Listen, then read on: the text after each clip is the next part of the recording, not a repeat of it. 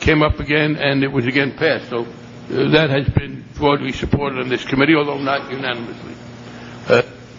Which brings me to the gentleman from Texas, Mr. Paul. Thank you, Mr. Chairman. In the past, most members of the Federal Reserve Board, including your predecessor, when they come before the committee, they endorse in general, the idea of transparency. They don't just say we're against transparency. It's the definition that really counts. Most members then would also argue for independence, which generally means that they don't want the Congress to know exactly what they're doing. But I saw the article today in the Wall Street Journal, not your editorial, but an article, and there are a few quotes there that I wanted to ask you about. And I do know that all of us can get misquoted in the newspaper, but I want to clarify this because it's either misleading or somebody is confused, and I want to see if I can figure this out. And the first one had to do with you saying that Mr. Paul's bill, which is 1207, the transparency bill, would interfere with the Fed's interest rates decision. And since I wrote the bill, and the intention, and I know what the intentions are, has nothing to do with interference with monetary policy or interest rates manipulations. There's nobody in the Congress going to be monitoring the Federal Open Market Committee. It's after the fact that an audit can occur and find out what transpired. There's no management. So is that your position that this bill, if it were to be passed, would interfere directly with interest rates, setting interest rates? Well, Congressman Paul, at some point, as you know, we're going to have to start raising interest rates to avoid inflation. And people have talked about the politics of that and how whether the Fed will be able to do that without intervention or interference. If we were to raise interest rates at a meeting and someone in the Congress didn't like that and said, I want the GAO to audit that decision, wouldn't that be viewed as an interference or at least an ex post?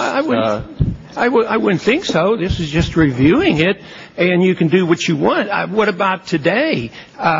Interest rates are artificially low. Could there be any political pressure to keep interest rates artificially low? Historically, that's been well known. It's been documented and written about how other Federal Reserve chairmen, they're on the verge of reappointment, and they know the president, and all of a sudden, so it's not like it's not politicized now. Just the fact that they can issue a lot of loans and special privileges to banks and corporations, that's political. This idea that it would be political because we know what happened afterwards just doesn't seem to add up. Since time is short, I want to go on to the next quote, which I find fascinating because hopefully I can agree with you on this one. Because this is in actual quotes, it says, we absolutely will not monetize the debt. Well, that's one of the major reforms sometime in the distant future that would be beautiful, because that would stop all this chaotic monetary policy, inflations and depressions and recessions and all the mess that we have. But you say you will not. At the same time, I quoted the $38 billion that was bought last week and the plan to buy $300 billion of U.S. securities. These securities are bought by dollars you create. And if you're buying U.S. securities, what is that if it's not? And besides, if the markets really believe that you would absolutely not monetize debt, I think the markets would get hysterical. So it seems to me like I'd like to understand exactly what you mean by that. Well, the purpose of our limited program was to address the private credit markets, Congressman. When we complete the $300 billion program that we announced, we will have less treasuries on our balance sheet than we did 2 years ago, because we sold off a lot of treasuries in order to make room for these other things we were doing. Secondly, after we complete that $300 billion, our share of outstanding treasuries will be at one of the lowest points in the post-war period. So we are not taking a significant portion of U.S. treasuries, and we are not actively intervening or actively trying to make it easier for the government to issue debt. So you're saying if you buy $300 billion worth of U.S. government debt, that is not inflationary.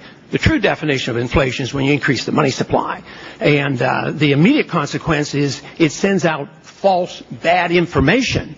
to the marketplace. So whether it's when the bubble is being formed or afterwards, all you're doing is inflating constantly. You've doubled the money supply. Interest rates are artificial. People make mistakes. So it seems to me that you're in the midst of massive inflation.